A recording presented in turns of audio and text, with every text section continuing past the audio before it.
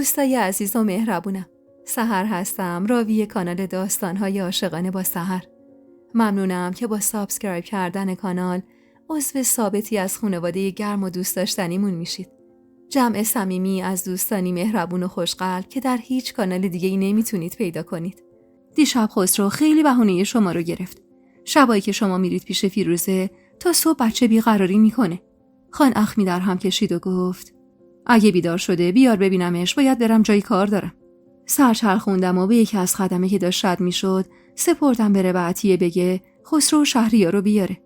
پسرا که اومدن و سر خان بهشون گرم شد، به بدری نزدیک شدم و گفتم: خوبی بدری؟ بدری عین همیشه لبخندی به پهنای صورتش زد. انگار تازه متوجه صورت قشنگش شده بودم. از حسادت داشتم دیوونه می شدم. من دیگه اون نفیسه 12 ساله‌ای نبودم که خودم و زن این مرد نمیدونستم و هیچ حسی هم نسبت بهش نداشتم. و اگه هر شب میرفت فیروزه عین خیالم هم نبود. نه، من الان سالها بود که خودم و زنش میدونستم. من مادر بچه‌هاش بودم. زنی بودم که نزدیک به 7 سال با این مرد زندگی کرده بودم و اونو حق خودم میدونستم. من تراوت و بچگی و جوونیمو پاش گذاشته بودم. دیگه اینه گذشته نبودم که برام مهم نباشه تیمور خان شب و کجا و پیش کی میخوابه. دلم میخواست پدر بچه‌هام تمام و کمال مال من باشه. انگار تو این سالها خو گرفته بودم به این مرد و دیگه دوست نداشتم با کسی تقسیمش کنم. دلم اون روز اما عین سیر و سرکه میجوشید. منتظر بودم تا شب بشه و 6 تنگ حواسمو جمع کنم ببینم خان شب رو کجا میخوابه. اما اون شب و فردا شبش خان تو اتاق من خوابید. 3 روز بعد از اون ماجرا سر ظهر بود و با بلقیس خانم تو اتاقش نشسته بودیم که تقی به در خورد و بدری با صورتی خندون وارد اتاق شد. خیلی کم پیش می اومد به اتاق ماها بیاد و اینکه حالا اومده بود واسم کمی عجیب بود. چشمش که به من افتاد لبخندشو خورد و سلام بلندی داد. بعدم نشست جلوی من و دستشو گذاشت روی شکمش و بی مقدمه گفت: من آبستنم. چای پری تو گلومو به سرفه افتادم. اما انگار بلقیس خانم زیاد تعجب نکرده بود از حرف بدری، چون چشخوره‌ای بهش رفت و گفت: برو بیرون بدری، پرت و پلا هم نگو، دیگه همین ورا پیدات نشه. بدری لب ورچید: دروغ نمیگم، به خدا آبستنم. قابله هم خبر کردم، منو معاینه کرد، گفت آبستنی. چند تا مشت به قفسه سینم زدم تا جلوی سرفه کردنمو بگیرم و راه نفسم باز شه و با تعجب گفتم: آبستنی؟ از کی؟ بدری با خون سردی شونه‌ای بالا انداخت: از اونا. با تعجب نگاهی به بلقیس خانم انداختم. نگاهشو ازم دزدید و سرشو گرم شهریار کرد و گفت: پرت و پلا میگه ننه، اهمیت نده. بدری اما معترض شد: پرت و پلا نمیگم، خودتون گفتین آبستن شدم، به شما بگم. بلقیس خانم چیزی زیر لب گفت و بعد رو به من گفت: شهریار خوابش گرفته، بردار بچه رو ببر سر جاش. حس می‌کردم داره چیزی رو از من مخفی میکنه. احساس آدمای احمقی رو داشتم که همه حقیقت رو ازش مخفی کرده بودن. با بغضی که داشت خفم میکرد گفتم: بچه‌ش از کیه مادر جون؟ شما میدونید مگه نه؟ سکوت بلقیس خانمو که دیدم برگشتم سمت بدری و با حرص گفتم: اسم پدر بچت چیه؟ اسم اونا کیه؟ چی صداش میزنی؟ حالم دیگه دست خودم نبود. اونقدر عصبانی بودم که بدری نگاهش رنگ ترس گرفت. اما کمی بعد دیگه از اون ترس خبری نبود، بلکه سرخوش شونه‌ای بالا انداخت و گفت: تیمور، اسمش تیموره، خیلی مرد خوبیه، خیلی دوستم داره. فقط شبا بعضی وقتا کتکم میزنه که ایراد نداره، زودی خوب میشم. حس میکردم قلبم داره از حرکت وای میسته. پدر بچه توی شکمش تیمور بود، شوهر من، پدر بچه های من، دختر شیرین عقلی که روزی از سر دلسوزی پناهش داده بودم، بچه شوهر منو به شکم داشت. با بهت و ناباوری و وحشت به بلقیس خانم نگاه کردم. شک نداشتم از همه چیز خبر داشته. بریده گفتم: شما خبر داشتی مگه نه؟ همون شبی که بهم گفتی در حق فیروزه حسادت نکن، خبر داشتی خان تو اتاق این زنی که یه دیوان است. داشتم به جنون میرسیدم. اصلا نمیفهمیدم بدری چی داشت که خان راضی شده بود عقدش کنه. مگه من چی کم گذاشته بودم براش که رفته بود یه دختر شیرین عقل و عقد کرده بود؟ اگه سر فیروزه هوا آورد و منو وارد زندگیشون کرد، چون فیروزه اجاقش گور بود. اما من چی؟ من چه ایرادی داشتم؟ نفسم دیگه بالا نمی اومد و زیر دلم بد جور درد میکرد. آخی از درد گفتم و دستمو به دیوار گرفتم. بلقیس خانم به سمتم اومد تا کمکم کنه. اما خودم عقب کشیدم و با گریه گفتم به من دست نزنید. برید به عروس تازه‌تون برسید. عروستون آبستنه. برید مردم آبادی رو خبر کنید. بگید عروس شیرین عقلتون آبستنه. برید گوسفند زمین بزنید براش. 10 روز ولیمه بدید. با نفیسه بدبختی که با بد و خوب پسرتون ساخت چی کار دارید؟ هان؟ و با گریه از جا بلند شدم و شهریار رو بغل کردم. و دست خسرو رو گرفتم و بی توجه به صدا زدنای بلقیس خانم از اتاقش بیرون زدم. داشتم آتیش می گرفتم. از درون و بیرون با همش با خودم می گفتم تحویل بگیر نفیسه. بشین و سالی یه بچه برای خان بیار. درد کتکاش رو تحمل کن. سایه سنگین هوو رو تحمل کن. با بد و خوبش بساز که تهش چی بشه؟ که تهش بره یه زن شیرین عقلو بگیره. تهش یه زن شیرین عقلو به تو ترجیح بده. از روی ایوون عطیه رو صدا زدم تا بیاد بچه ها رو بگیره. آخه نفسم بالا نمی اومد و هرچی سعی می کردم خودم رو دلداری بدم هیچ فایده ای نداشت. عطیه وحشت زده به هم نزدیک شد. رنگ و روی پریدم و که دید شهریار رو از بغلم گرفت و گفت چی شده خانم جان؟ رنگ به صورت ندارید. گریه کردید؟ با بغض گفتم تو خبر داشتی خان بدری رو عقد کرده. اصلا شایدم عقد نکرده باشه. دارم دیوونه میشم. عطیه که معلوم بود از هیچی خبر نداره با تعجب گفت بدری رو؟ همین بدری خله خودمون رو؟ اشتباه میکنید خانم جان. خان چرا باید اون دیوونه رو عقد کنه؟ یه دختر شیرین عقل به چه کار خان میاد؟ اصلا رو چه حسابی همچین حرفی میزنید؟ دستم رو روی قفسه سینم گذاشتم و تلاش کردم نفس بکشم. هیچ وقت فکر نمی کردم اگه روزی تیمور خان بعد از من دوباره هوس ازدواج به سرش بزنه و تجدید فراش کنه اینطور داغون بشم. راستش اصلا فکر نمی کردم یه روز همچین کاری بکنه که حالا بخوام داغون بشم یا نه، چون من چیزی براش کم نذاشته بودم.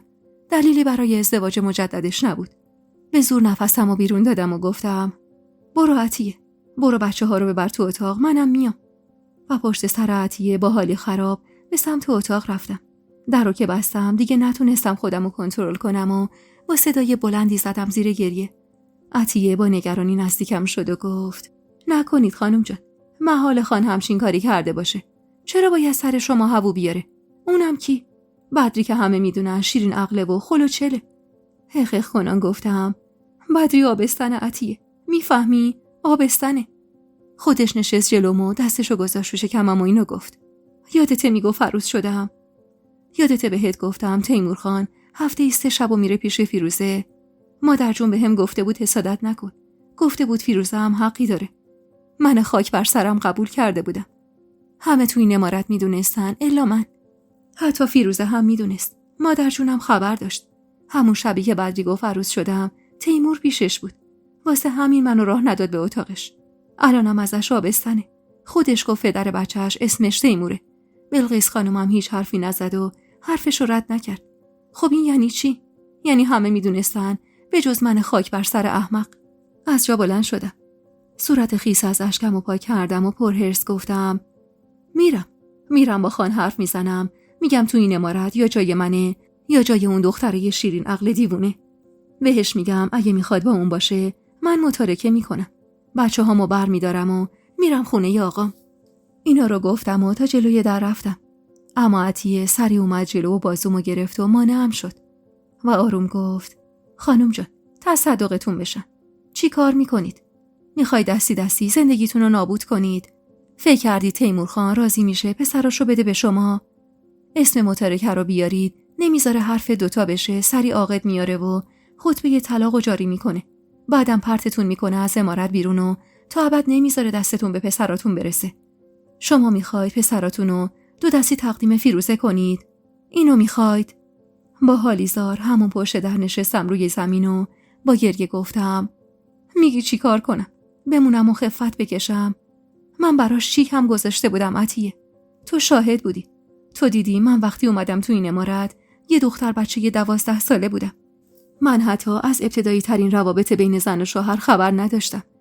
تو تمام این سالها کنارم بودی. دیدی من چقدر زحش کشیدم. چقدر از همین مرد کتک خوردم و چقدر به خاطر موندن تو این زندگی ذلت کشیدم. هر ماهی که آبستن نمی شدم ترس اینو داشتم که ای بیرون بذارن و بندازنم بیرون. هر شب با ترس می خوابیدم. تو دیدی من به خاطر هیچ و پوش داغ بچم رو دیدم. طرد شدم. آخ جیگرم داره آتیش میگیره عطیه. اگه کاری کرده بودم، اگه خطایی کرده بودم، اگه عیب و ایرادی داشتم، اینقدر دلم نمیسوخت. تو بگو چرا تیمور خان این کارو با من کرده؟ چرا ازم سوال نکرد؟ عطیه مهربون نگام کرد و دست رشونم انداخت و گفت شما که هنوز اصل ماجرا رو نمیدونید خانم جان. پس چرا اینقدر خودخوری میکنید؟ با غصه گفتم بارها و بارها تو این سالها فیروزه اینو زده تو سرم که خان با اجازه اون اومده منو عقد کرده. تازه فیروزه نازا بود. اما خان اونقدر دوستش داشت که چند سال به پاش موند. بعدم با رضایت کامل اون دوباره زن گرفت. من چی؟ من چه مشکلی داشتم که این کارو باهام کرد؟ چطور از من اجازه نگرفت؟ مگه من زنش نبودم؟ مگه من مادر بچه‌هاش نبودم؟ عطیه آروم آروم دستش رو روی بازوم میکشید و میگفت تو رو خدا اینجوری نکنید با خودتون خوب میدونید اگه بخواید از در قهر و دشمنی وارد بشید خان هیچ سازشی باهاتون نمیکنه. تو بهترین حالت ممکنه بهتون بگه بدری زنمه عین تو، بعدم علنی شبهاشو بین 3 زنش تقسیم کنه. باید سیاست داشته باشی خانم جان. یادتون که نرفته بلقیس خانم همیشه چی میگه؟ میگه زنی که سیاست نداشته باشه تو زندگی شکست میخوره. باید سعی کنید با زبون خوش خان رو بکشونید سمت خودتون. با نفرت گفتم هرگز نمیخوام این مرد رو بکشونم سمت خودم. هر کی ندونه خودم خوب میدونم که هیچی از این مرد کم نداشتم. هم کم سن و سال بودم، هم بر و رو داشتم. اما خان چی؟ قد آقام سن داشت. نه تیپی داشت، نه قیافه آنچنانی. فقط پول داشت و قدرت. چیزی که اصلا واسه من مهم نبود. اما متاسفانه واسه خانوادم خیلی مهم بود. واسه همینم اینطور منو بدبخت کردن. عطیه، تیمور خان قبل از به دنیا آمدن نورالدین چقدر منو عذاب داد. هر شبم با عذاب و کتکاش میگذشت. ولی سوختم و ساختم و با تمام بچگیم دم نزدم. اما این بار دیگه سکوت نمی‌کنم. از هیچ کدومشونم نمیگذرم. نه از خان، نه از بلقیس خانومی که تا امروز فکر می‌کردم جای مادرمه. امروز شاید سکوت کنم، اما شک نکن روزی انتقاممو از همشون میگیرم. روزی میاد که زور دست من و بچه‌هام بیفته. فقط از خدا میخوام زنده باشم و ببینم اون روزا رو. اون روز ظهر موقع نهار کاسه آبگوشت و وسط سفره گذاشتم و سرمو گرم غذا دادم به خسرو کردم. خان برگشته بود و همون اول رفته بود سر وقت بلقیس خانم و من میدونستم که حالا همه چیزو میدونه و انتظار داشتم بیاد با هم حرف بزنه. یعنی ته دلم امید داشتم بیاد بگه پشیمونه. اما خان حق به جانب بود. عین همیشه. حواسم بود که زیر چشمی داشت نگام میکرد. وقتی دید دست به غذام نمیزنم آروم گفت خسرو رو بسپار به عطیه غذاشو بده، خودت هم غذاتو بخور.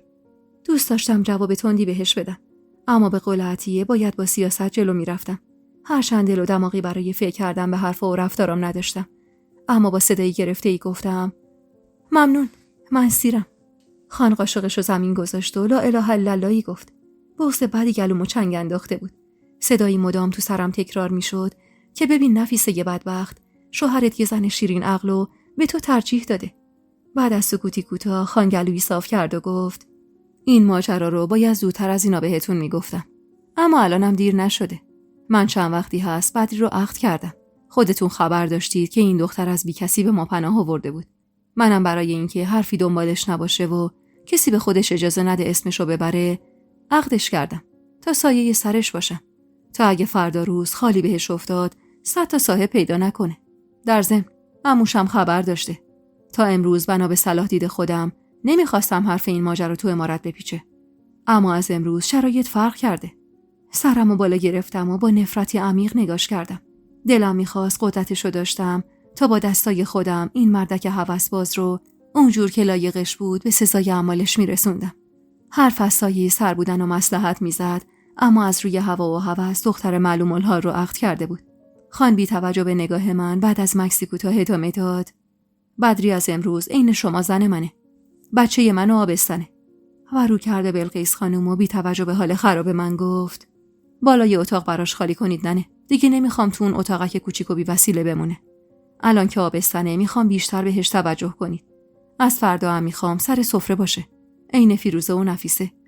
دندونامو به هم فشردم تا حرفی نزنم. مدام میگفتم ساکت باش نفیسه، هر حرفی بزنی به ضرر خودته، تو که حریف خان نمیشی، پس بهتره سکوت کنی. فیروزه اما پوزخندی زد و به خان تبریک گفت و در حالی که خیره بود به من ادامه داد: تو نمیخوای تبریک بگی نفیسه؟ به هر حال پسرات به زودی صاحب یه خواهر یا برادر جدید میشن. تک تک اعضای بدنم از شدت حرص و بغض میلرزید. دستمو مشت کردم و بی حرف از جا بلند شدم. خان خیره نگام کرد و گفت: چته زن؟ این کارا یعنی چی؟ اشک حلقه زده بود تو چشمم. دلم میخواست زار بزنم و شکایت کنم، اما گوشی برای شنیدنش نبود. دلم میخواست فریاد بزنم و بگم منم آبستنم، اما ترجیح دادم در مورد بچه توی شکمم هیچ حرفی نزنم. دلم میخواست یه جوری اون بچه رو از بین ببرم و داغش رو به دل خان بذارم. لب گزیدم و با صدای لرزونی گفتم: چیزی نیست خان. اگرم مشکلی داشتم گوشی برای شنیدنش نیست. اینو گفتم و خواستم به سمت در اتاق برم که خان با جدیت و تحکم گفت: برگرد بشین سر سفره و غذاتو بخور نفیسه. کاری نکن جور دیگه‌ای باهات برخورد کنم. چشم بستم و نفس عمیقی کشیدم و برخلاف میلم برگشتم سر سفره. اما دست به غذام نزدم و فقط خودم و مشغول خوردن نشون دادم تا خان دست از سرم برداره. فیروزه کمی به هم نزدیک شد و پوزخندی زد. چیه نفیسه؟ انگار کشتیات غرق شده. طوری که نشده بابا. سخت نگیر. خان چشمش به بر و روی اون دختره افتاده و دل و ایمون از دست داده. با حرص نگاش کردم. دلم اونقدر از همشون پر بود که دیگه نتونستم طاقت بیارم. قاشق و محکم کوبیدم تو کاسه و با خشم گفتم: تو واسه چه خوشحالی؟ زشت نیست واسه‌ات که خان یه رعیت و یه دختر شیرین عقل به تو ترجیح داده؟ بلقیس خانم سری به نشونه افسوس تکون داد و گفت: نفیسه، دخترم. بی اختیار کاری کردم که تا اون روز نکرده بودم. داد زدم، اونم با صدای بلند. منی که تو تموم اون چند سال جز احترام به بلقیس خانم هیچ کار دیگه ای نکرده بودم، بی اختیار سرش داد زدم و گفتم: من دختر شما نیستم. اما حرفم از دهنم خارج نشده بود که خان با عصبانیت از جا بلند شد و به سمتم اومد. بازومو محکم گرفت و مجبورم کرد وایسم. بعدم گره 4 قدمو تو مشتش گرفت و فریاد زد: زنی که یه عوضی، سر ننه من داد میزنی؟ هار شدی؟ بندازمت خونه ی آقا تا از گشنگی تلف بشی؟ حس می‌کردم و از سرم گذشته. واسه همین بی‌تر سمسمه کردم: کاش تو خونه ی آقام از گشنگی می‌مردم، اما خفت و ذلت نمی‌کشیدم. خسرو با گریه طرفم اومد و دستشو دور پام حلقه کرد و من با نفرت زل زدم به مردی که دیگه حتی همون یه ذره حسی که بهش داشتم رو هم نداشتم. خان که گریه خسرو رو دید گره 4 قدمو ول کرد و محکم هلم داد به سمت دیوار. کمرم به دیوار خورد و آخی از درد گفتم و ناخواسته اشک نشست روی گونم. خسرو رو محکم بغل کردم تا کسی اشک صورتم رو نبینه. خان با صدای بلندی رو به بلقیس خانم گفت: لازم نیست اتاقی برای بدری حاضر کنن. این زنک قد نشناس گورشو گم میکنه میره تو اتاق بدری. خسرو و شهریارم بیان پیش شما. بعدی هم بره اتاق نفیسه. بلقیس خانم سعی کرد میونه رو بگیره. نمیشه که ننه. بچه مادر میخواد. من پیرزن که حریف این دوتا نمیشم. شهریار شیر مادرشو میخوره. من شبا حریفشون نمیشم ننه. خانما با عصبانیت و تحکم گفت: همین که گفتم. به این زنک گدازاده خیلی بها دادم که اینجوری تو روی شما در میاد. یه مدت که تو اون آلونک بمونه قدر عافیت میدونه و به غلط کردن میفته. پوزخندی زدم و گفتم: خوب آدم گدازاده باشه، اما هوسباز و زنباره. حرفم از دهنم خارج نشده بود، نیمی از صورتم شروع به سوختن کرد. سیلی محکمی که خان نثارم کرده بود عجیب جاش میسوخت. چشم بستم و دندونامو به هم فشردم تا اشکی روی گونم نشینه، تا جلوی اون مرد ظالم ضعف نشون ندم. چشم بستم و به خودم قول دادم تقاص تک تک عذابامو از این مرد بگیرم. بلقیس خانم سراسیمه جلو اومد. بین من و خان ایستاد و با ملایمت گفت: تیمور ننه، کوتاه بیا. الهی تصدقت بشم. بیا برو بیرون، یه بادی به سر و کلت بخوره، حالت جا بیاد. خان ناسزای زشتی به هم داد و قبل رفتن تاکید کرد اتاقمو باید به اتاق بدری عوض کنم و بعد نگاه بدی به هم انداخت و از اتاق بیرون رفت. با رفتنش بلقیس خانم با محبت گفت: نفیسه، ننه. با تلخی گفتم: من نیازی به دلداری شما ندارم بلقیس خانم. شما تو تموم این مدت میدونستید تیمور خان پسرتون این زنک دیوانه رو عقد کرده. میدونستید و به من نگفتید. من چی کم گذاشته بودم تو این زندگی؟ شما که از روز اول شاهد همه چیز بودید. برام عین مادر بودید. کم باهاتون از قصه هام نگفتم. واسه همینم از شما انتظار نداشتم. فیروزه اما با سرخوشی گفت: او چه خبرت دختر؟ انگار به اسب شاه گفتن یابو. والا منم سرم هوا اومد، این همه جار و جنجال به پا نکردم. پوزخندی زدم و با قیز گفتم جار و جنجال که به پا کردی، خوبش هم به پا کردی. اما اگرم ساکت موندی به خاطر اون عیبی بود که داشتی، چون نمیتونستی بچه‌ای به خان بدی. اما من تو این چند سال 3 پسر گذاشتم تو بغل خان، 2 تاشم که الان صحیح و سالمن. بعدم با بغض رو کردم به بلقیس خانم و گفتم حقم این نبود. حقم بعد از این همه سال سازش و سکوت این نبود که یه زن شیرین عقل جامو بگیره. من تازه داشتم به این زندگی خو میگرفتم، اما همه چی رو خراب کردید. بچه‌ها رو برداشتم و در اتاقو باز کردم. خان با فاصله از در ایستاده بود و پیپ میکشید. با دیدنم اخ میکرد و گفت خسرو رو بذار همینجا بمونه، اجازه نداری با خودت ببریش. شهریارم به محض اینکه یه دایه خوب واسش پیدا کنم ازت میگیرم و پرتت میکنم خونه ی آقات تا قدر عافیت بدونی. دست خسرو رو رها کردم و اشاره‌ای بهش کردم تا بره سمت پدرش.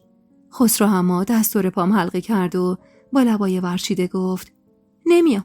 ننمو زدی، تو بدی. خان مشت گره کردش و بالا آورد و با تهدید گفت وای به حالت نفیسه، وای به حالت اگه بخوای چرت و پرت تو گوشه این بچه بخونی. فعلا گورتو گم کن، چشمم بهت نیفته تا بعد یه فکری برات بکنم.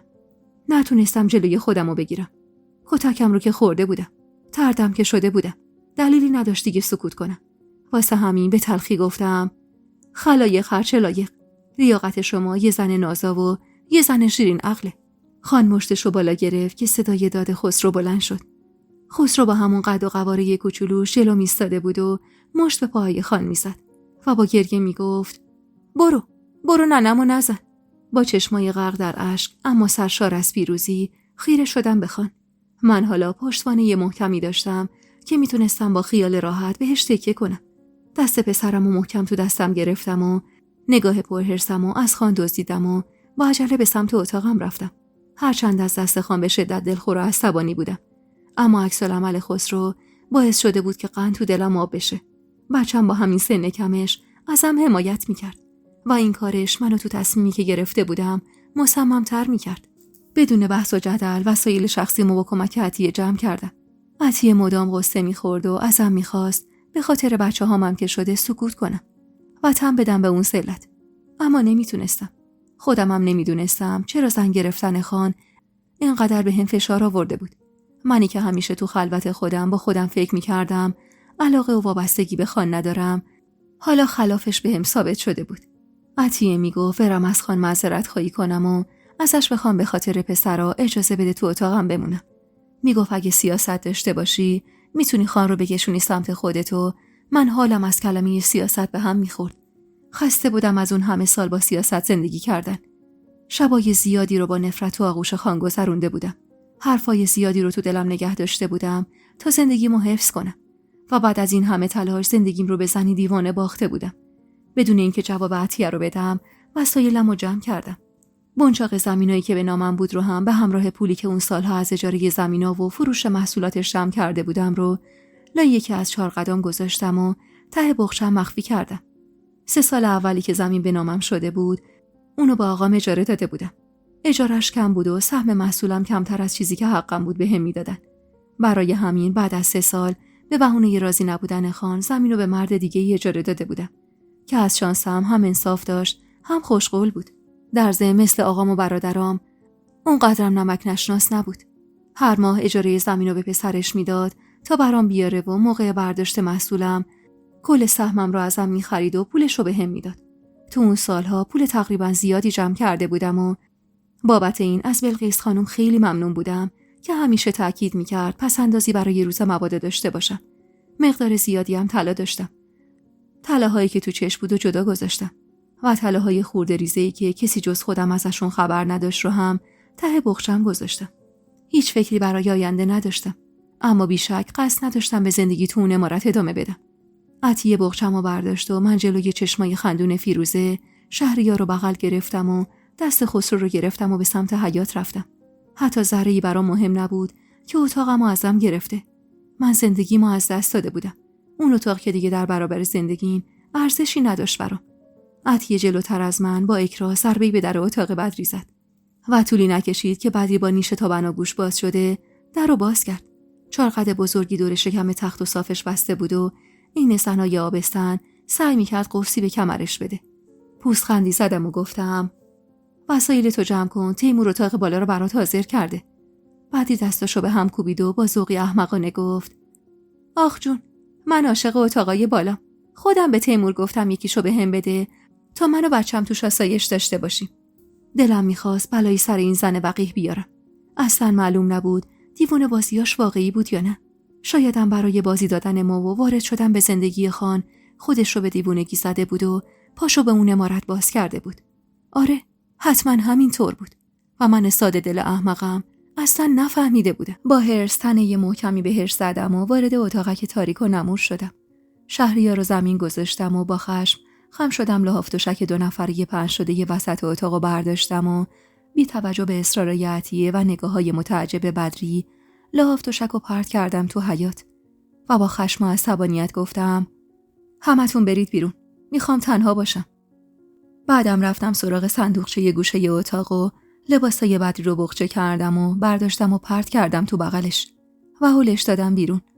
اگه آبستن نبود قطعاً بلای بدتری سرش می آوردم. اما می ترسیدم واسه بچه‌ش اتفاقی بیفته و بی خود صاحب گناه بشم. در چوبی اتاق و محکم بستم و پشت در نشستم و زدم زیر گریه. اما دستم و گذاشتم جلوی دهنم تا صدای گریم بالا نره، تا بیشتر از این سرشکسته نشم. خسرو با ناراحتی اومد کنارم. سرشو گذاشت روی پام و خیره شد بهم. دلم واسه اونم میسوخت. شک نداشتم با این رفتاری که خان با من داشت وقتی بچه بدری به دنیا می اومد بچه‌های من از چشمش می افتادن. نفهمیدم چند ساعت اون حالت نشستم و به بخت سیاه و بدم گریه کردم. از ته دل از خدا خواستم تقاص تموم ظلمایی که بهم شده بود رو از تیمور خان بگیره. اما بعد که دیدم گریه کردن و قصه خوردن دردی ازم دوا نمی‌کنه و بدتر حالمو خراب میکنه، با خودم عهد بستم دیگه حتی یه قطره اشک برای این زندگی از دست رفته نریزم. خسرو رو که خوابش برده بود گوشه خوابوندم و دستی به صورتم کشیدم و از اتاق بیرون زدم. از دور عطیه رو دیدم که داشت با ننش حرف میزد. اشاره‌ای بهش کردم تا بیاد سمتم. پاتون کرد و نزدیکم شد. با صدای گرفته‌ای گفتم برو لحاف تشک پسرا رو بیار. لباساشونو هم جمع کن و با خودت بیار اینجا. نمیخوام سر سوزنی از وسایلشون تو اون اتاق بمونه. گهواره شهریار یادت نره. عطیه کمی دست کرد و گفت چیزه خانم جان؟ آخه اون همه وسیله تو این اتاق اندازه کف دست که جا نمیشه. تشری بهش زدم و گفتم این چیزاش به تو ربطی نداره. یالا با یکی برو اتاقو خالی کن. عطیه چشمی گفت و با عجله رفت. خودم هم برگشتم تو اتاق و هرچی وسیله مال بدری بود و جمع کردم. چند تا دستبند چوبی، مهره‌های عجیب و غریب، سنگای رنگ و رنگ و عجیب غریب تر از اون مهره‌ها و یه سری خورده ریز که بیشتر به نظر آشغال می اومد. همه رو ریختم وسط یکی از چارقداشو، گرهش زدم و انداختمش بیرون. خدا رو شکر فرش و پرده اتاق تمیز بود.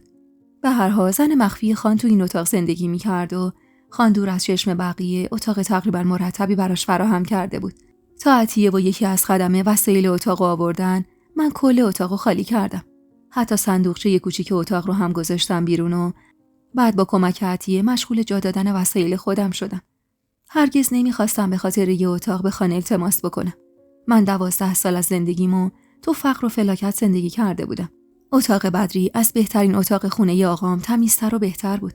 صندوقم تو اتاقم ما جا نمیشد. به اجبار وسایلمو روی زمین گذاشتم و ملحفه سفیدی روشون کشیدم. گهواره شهریار و تشک خسرو رو هم کنارش گذاشتم و در نهایت جای کوچیکی واسه خواب خودم درست کردم. عطیه با ناراحتی نگاهی به اتاق انداخت و گفت خانم جان، این اتاق 1/3 اتاق سابق خودتونم نیست. کاش به خاطر بچه‌ها هم که شده برید از خان معذرت خواهی کنید. بدری هنوز ساکن اتاق شما نشده. بعدم اون اتاق حق شماست که 2 بچه دارید. نه اون زنی که یه دیوونه معلوم الحال که اصلا معلوم نیست آبستن باشه یا نه. با غصه مشغول شیر دادن به شهریار شدم و زمزمه کردم 3 چی 3 خانم؟ نگاهمو بهش دوختم و گفتم 3 بچه دارم. من آبستنم عطیه. عطیه واسه چند لحظه مات و مبهوت نگام کرد و بعد سری در اتاقو بست و اومد و نزدیکم نشست و گفت چی گفتید خانم جان؟ آبستنید؟ راست میگید؟ این که خیلی خوبه. خان بفهمه. دست روی دستش گذاشتم و با جدیت گفتم هرگز. خان نباید بفهمه. هرگز نباید بفهمه من آبستنم. خوب حواستو جمع کن عطیه. جز تو هیچ کس نمیدونه من آبستنم. اگه این خبر جایی درس کنه از چشم تو میبینم. بهت گفتم تو کمکم کنی از دستش خلاص شم. عطیه با نگاهی وحشت‌زده دست روی دهنش گذاشت و سمسمه وار گفت: چی؟ بندازید؟ بچه رو؟ وای خدا، میدونید اگه تیمور خان بفهمه چه بلایی سرتون میاره؟ تازه اگر از گناهش بگذریم. تو رو خدا این کارو نکنید خانم جان. به خدا گناهش گریبانگیرتون میشه. مکسی کردم و گفتم: گناهش گریبان هر کسی رو بگیره، گریبان من یکی رو نمیگیره. با حسابانی تصمیم امروز من همون خانه هوس‌بازیه که حتی اگه جون بدم دیگه سمتش نمیرم. میخوام بری از قابل لباسم دارو بگیری عطیه. بهش بگو خودت تابستنی و بچه نمیخوای. تأکیدم کن که کسی نفهمه. بعدم مقداری پول دستش دادم و گفتم: سعی نکن منو منصرف کنی عطیه. من واسه گرفتن این تصمیم خوب فکرامو کردم. حالا هم نمیخواد این قیافه ماتم زده رو به خودت بگیری. من تازه 1 ماهمه. تا وقتو از دست ندادم باید بندازمش. عطیه با حالی خراب چشمی گفت و بیرون رفت. تو اون سالها عطیه برام عین خواهر بود. دلسوز و مهربون. بچه‌ها رو این بچه‌های خودش دوست داشت و همیشه تلاش میکرد با حرفاش راه درست رو نشونم بده. البته خطاهایی هم داشت، اما اونقدر ناچیز بود و محبتش اونقدر زیاد بود که اصلا اونا به چشم نمیومد. اما این دفعه من دیگه نمیخواستم به توصیه‌هاش گوش کنم. بس بود هرچی به قول عطیه خانومی کرده بودم. سکوت کرده بودم و کنار اومده بودم. هوا رفته رفته داشت تاریک میشد و صدای بازی خسرو و چند تا از بچه‌ها از حیاط عمارت به گوشم میرسید.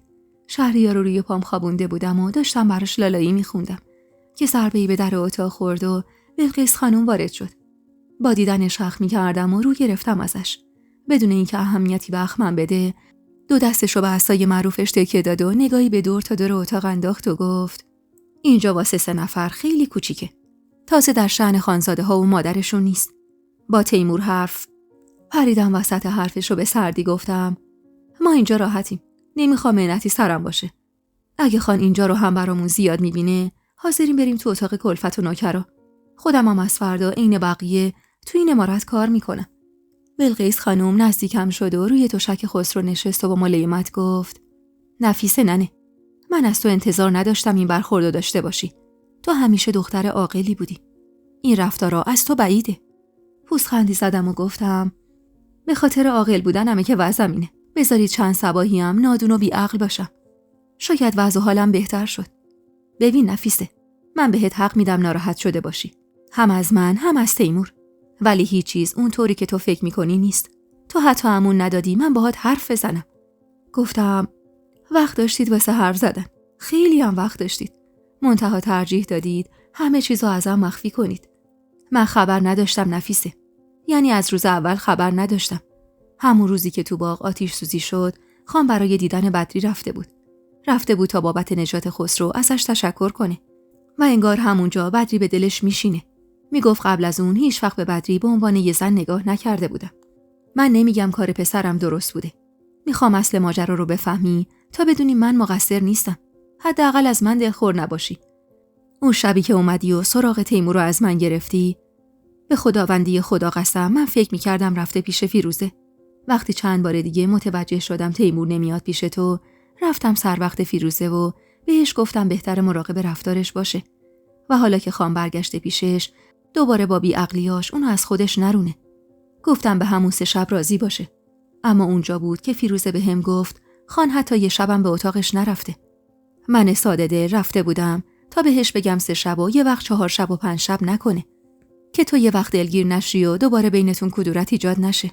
اما نگو تیمور سرش جای دیگه گرم بود. من همونجا بود که شک کردم و بعدش تیمور رو سوال جواب کردم. خداوند خودش شاهده که من وقتی فهمیدم که بدری 3 هفته بود زنش شده بود. دیگه کاری از دستم ساخته نبود ننه. همون موقع کلی با تیمور بحث کردم.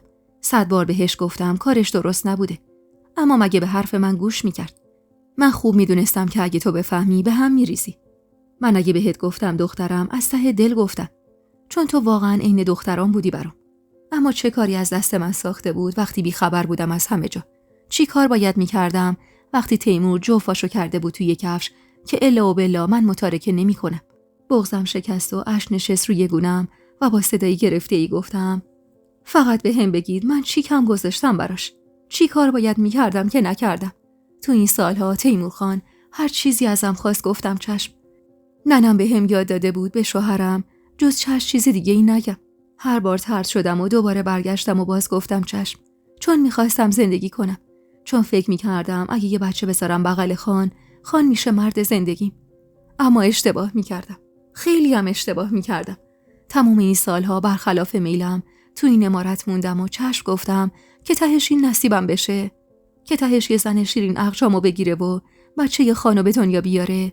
بلقیس خانم نگاهش رو ازم دزدید و با ناراحتی گفت بهت حق میدم نفیسه. به خدا که من این مدت فقط قصه تو رو میخوردم. تو این سالها تو برام عین دخترم بودی. من نمیخوام زندگی تو خراب بشه.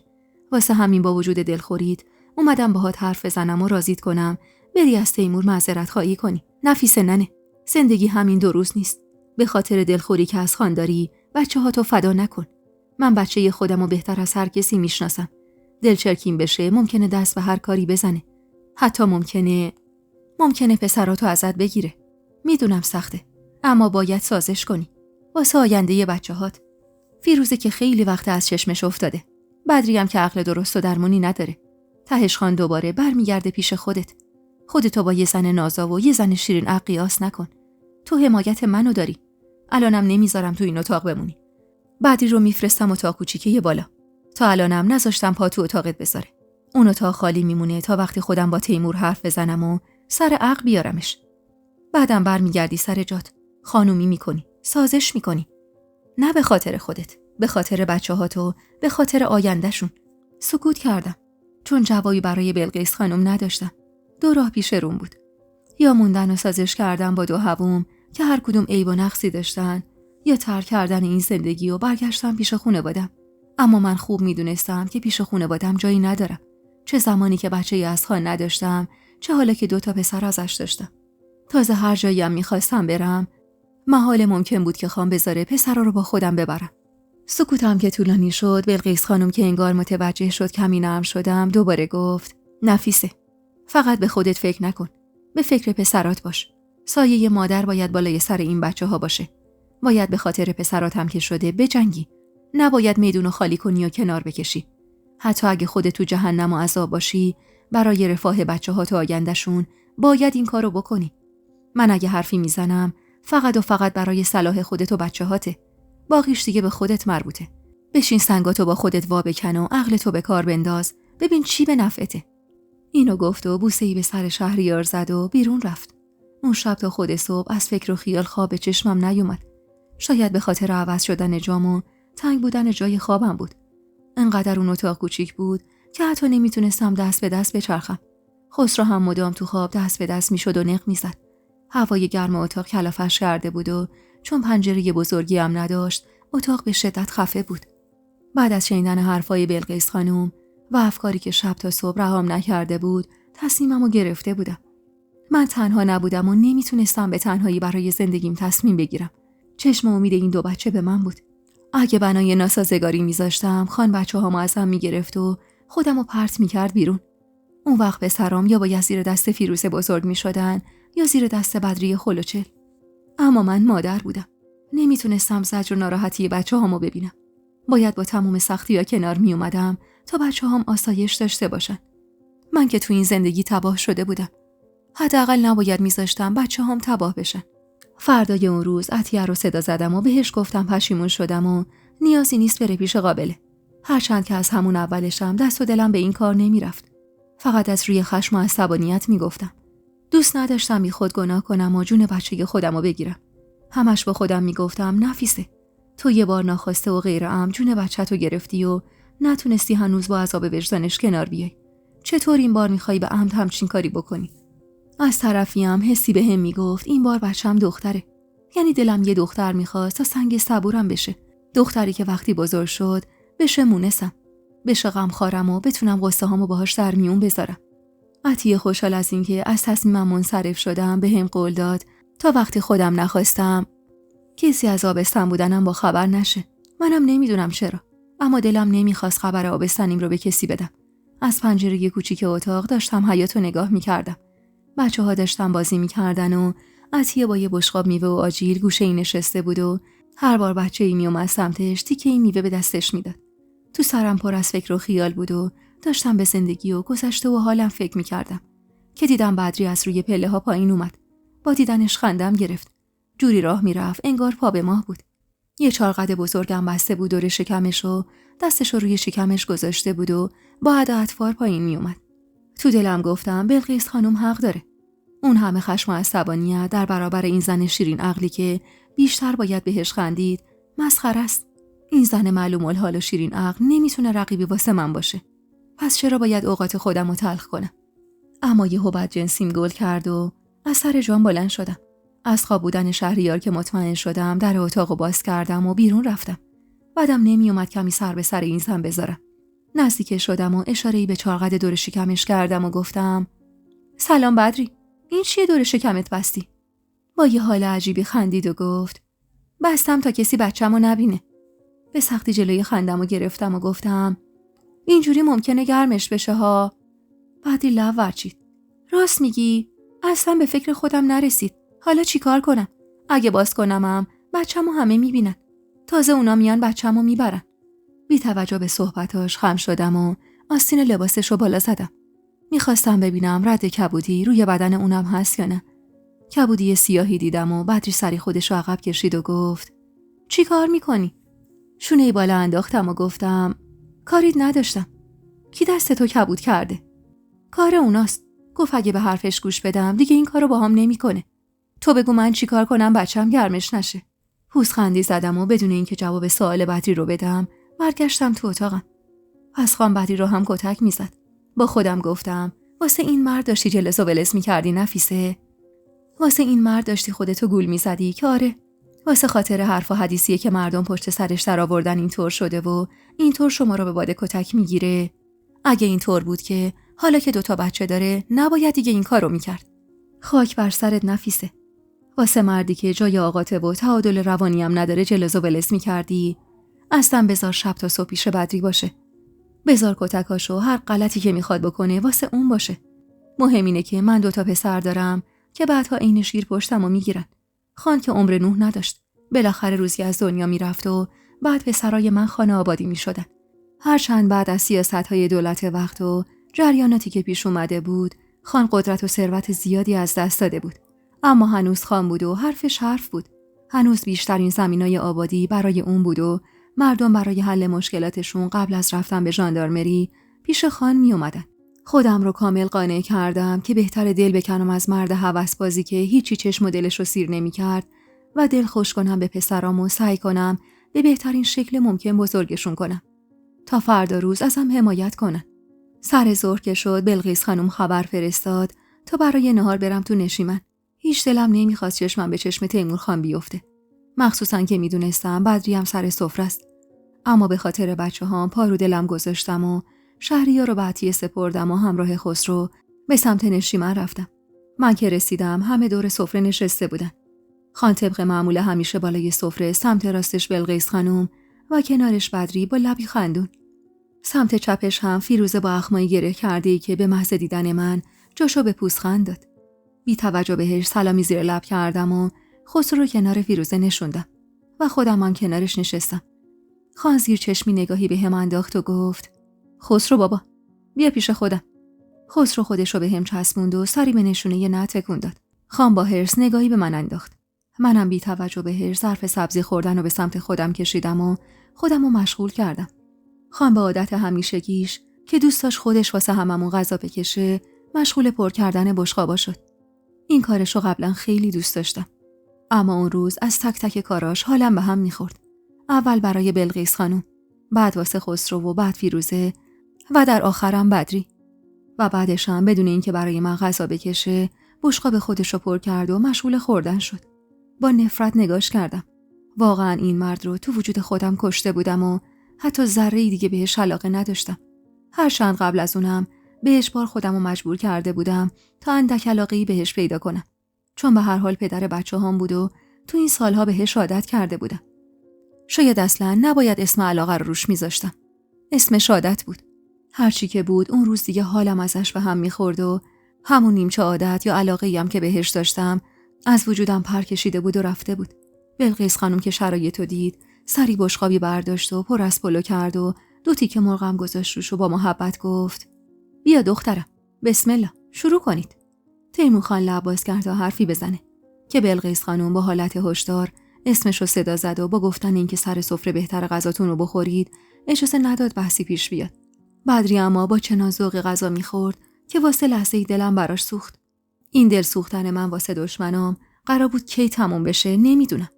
از دست خودم کفری بودم. نگاهی بهش انداختم. آستینش رو بالا زده بود و سر پا نشسته بود و با دست لقمه‌های بزرگ تو دهنش فرو می‌کرد. دیدن این صحنه‌ها واسه منی که با ننه و آقا زندگی کرده بودم عادی بود. اما فیروزه جوری قیافه گرفته بود انگار چیز نجسی رو به روش بود. بعدی با خوردن هر لقمه غذا کلی بهبه و چهچه می‌کرد و پشتبندش لیوان دوغ و سر می‌کشید و با آستینش دور دهنش رو تمیز می‌کرد. کلی امپولو دورش ریخته شده بود. خانم با چشمای گرد شده نگاش می‌کرد. اما من پیروزمندانه نگاه می‌کردم. به خانی که فکر می‌کرد هنر کرده که این دختر رو به عنوان زنش قبول کرده. بعدی اون روز کلاً 5-6 لقمه غذا خورد و باقی پلو و یه تیکه مرغ و گوشه بشقابش گذاشت و با ذوق گفت: ببرم غذاشونو بدم. خان که معلوم بود فقط شبا رو با بدری میگذرونده و تا حالا باهاش غذا نخورده، با حیرت گفت: غذای کیو؟ غذای اونا دیگه. امروز براشون بیشتر میبرم. هیچ وقت غذا به این خوشمزگی نخوردن. راست میگفت. غذای ما معمولاً با غذای بقیه اهل امارت فرق داشت. فقط 1 یا 2 روز در هفته غذای ما باقی اهل امارت یکی بود. اونم زمانی بود که بلقیس خانم هوس غذای ساده میکرد. واسه همینم بدری مشخص بود که تا حالا همچین غذایی نخورده بود. برنج دونه بلند ایرانی از بهترین منطقه شمال و عطر روغن محلی به همراه خورش مرغی که رنگ و لعابش هوش از سر آدم میبردم نتونسته بود بدری رو وسوسه کنه تا کل غذاشو خودش بخوره و بازم به قول خودش برای اونا غذا نگه داشته بود. خان بی حرف سری به نشونه تأسف تکون داد. بدری هم فرز از جا بلند شد و در حالی که انگشتشو فرو کرده بود تو دهنش تا چیزی که لای دندوناش گیر کرده رو بیرون بیاره از نشیمن بیرون زد. با رفتنش اما خسرو با همون زبون بچگونش گفت: ننه، این زن همون زن دیوونه هست. بی اختیار خندیدم و گفتم: نه جونم، این زن دیوونه نیست. زن آقاته، عین فیروزه. فیروزه نگاهی به هم انداخت و خان با حرص قاشقشو کوبید تو بشقابش و از جا بلند شد. با رفتنش انگار راه نفسم باز شد و بی توجه به نگاه‌های پرخشم فیروزه و نگاه دلخور بلقیس خانم با لذت مشغول خوردن غذام شدم. بعد از نهار اما خواستم برگردم تو اتاقم که بلقیس خانم گفت: نفیسه، نرو، بشین اینجا، باهات حرف دارم. با بیمیلی نشستم و سرمو پایین انداختم. نفیسه ننه، من با تیمور حرف زدم. قراره برگردی اتاق خودت. منتها اول باید از تیمور معذرت خواهی کنی، بعدم قول بدی کاری به کار بدری نداشته باشی. خودت رفتار و کردار این دختر رو دیدی. میدونی که زنی نیست که بخوای باهاش رقابت کنی. پس بهتره خودتو کوچیک نکنی. بشین زندگی تو بکن و بچه‌هاتو بزرگ کن. گفتم: ممنونم بلقیس خانم، اما من تو اتاق پایین راحتم. دیگه مادر جون صداش نمیزدم چون عین گذشته باهاش احساس راحتی نداشتم. بلقیس خانم اخ می‌کرد و گفت: من چی به تو گفتم نفیسه؟ گفتم باید به فکر بچه‌هات باشی. اتاق پایین کوچیکه. مناسب تو و 2 تا بچه نیست. پنجره‌ش هم کوچیکه و تابستونا با جهنم فرقی نداره. به فکر اون 2 تا طفل معصوم باش. فردا روز که هوا سرد بشه هم اون اتاق واسه این 2 تا طفل معصوم سرده. میخوای سر سیاه زمستون سینه پهلو کنن؟ به ناچار گفتم باشه و بلقیس خانم گفت: پس میگم عطیه و 1-2 تا از خدمه وسایل تو ببرن تو اتاقت. خودت هم برو شهریار رو بردار، بیا اینجا استراحت کن تا اتاقت حاضر شه. قبلش هم برو اتاق تیمور ازش عذرخواهی کن. فقط حواست باشه باز نری دعوا را بندازی یا به این فکر کن که به خاطر بچه‌هات باید از یه سری چیزا بگذری. تو مادری. حواست به این باشه. زیر لب باشه گفتم و سر خسرو رو از روی دامنم برداشتم و بالش زیر سرش گذاشتم و از نشیمن زدم بیرون. دروغ چرا؟ بعدم نمی اومد برگردم اتاق خودم. اتاقم بزرگ بود و وسطش هم پرده ضخیمی داشت که راحت میشد پشتش لباس عوض کرد. اما اتاق پایین اونقدر کوچیک بود که حتی وسایلم هم کامل توش جا نمیشد. با پاهایی سنگین که همراهیم نمی‌کردن به سمت اتاق خان رفتم. ضربه‌ای به در زدم و صدای گرفتش رو شنیدم که در رو باز کردم و داخل رفتم. تیمور خان با دیدنم ابرو در هم کشید و گفت: اومدی اینجا چیکار؟ خیلی سرد و بی تفاوت گفتم. اومدم تا بعد از تحمل این همه درد و رنج و سختی، بعد از به دنیا آمدن 3 پسر برای خان و چشم گفتم به هر خواستش، بابت اعتراض کردنم برای زن گرفتنش، ازش معذرت خواهی کنم. خان نگاه بدی به هم انداخت و با حالت تهدیدآمیزی گفت: زبون سرخت سرتو به باد میده نفیسه. حواست باشه. کجا رفت اون نفیسه‌ای که نخود تو دهنش میخیسید؟ چطور شد که انقدر وقیح و زبون دراز شدی؟ بی توجه به حرفایی که بارم کرده بود با بیمیلی گفتم: معذرت میخوام. ببخشید که پامو از حدم فراتر گذاشتم. من کی باشم که به کار شما اعتراض کنم؟ من یه رعیت‌زاده گدا صفتم که از قبل شما لقمه نونی برای خوردن دارم و حق ندارم به تصمیمات شما اعتراض کنم. ببخشید منو. خان که متوجه طعنه کلامم شده بود، دندوناشو به هم فشرد و با قدمی بلند به سمتم اومد و دست انداخت و چونمو محکم گرفت و فشار داد. ناخودآگاه چش تو چش شدم باهاش. خیره شدم تو همون چشمای زاغی که روزی ازش وحشت داشتم و حالا فقط ازش نفرت داشتم. زبونت خیلی دراز شده نفیسه. فکر نکن 2 پسر آوردی خبریه. اراده کنم پرتت میکنم از عمارت بیرون. اون وقت آخر عمرت باید عین سگ پاسوخته له له بزنی واسه یه لحظه دیدن بچه‌هات. تا امروز اگه باهات راه اومدم و سازش کردم به خاطر احترام ننم بوده. کاری نکن چشم بندم رو همه چیزو زبونتو واسه همیشه کوتاه کنم. اشک حلقه زد تو چشمم، اما اجازه ندادم بباره و با صدای گرفته‌ای گفتم: چشم، ببخشید، معذرت میخوام. جونمو ول کرد و هلم داد عقب.